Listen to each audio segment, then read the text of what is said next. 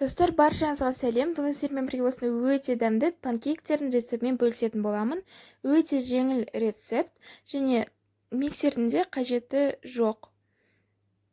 Өте жұмсақ және дәмді болып шығады. Әрі қарай көріңіз.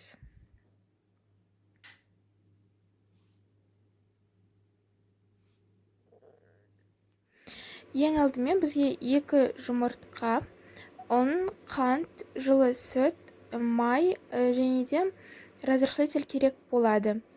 Жұмыртқаға қант қосамыз және венчикпен араластырамыз. Ингредиенттердің мөлшерін описаниенің астына таба аласыз. Араластырамыз және бірте-бірте ингредиенттерді қосамыз. Ең бірінші ертілген сары май.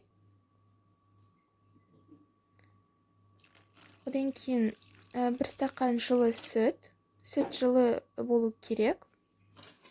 Араластырамыз.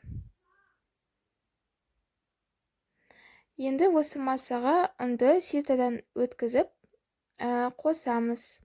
Одан кейін 1 шай қасық разрыхлитель қосамыз және қамырымызды тек араластыру ғана қалды.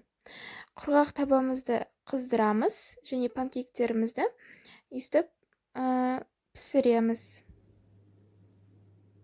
Міне, панкейктеріміз дайын болды. Қарағандарыңызда өте жеңіл жасалады. Мен бұл стопка жасау үшін менде 15 минут уақыт кетті. Міндетті түрде жасап көріңіз. Өте күшті рецепт.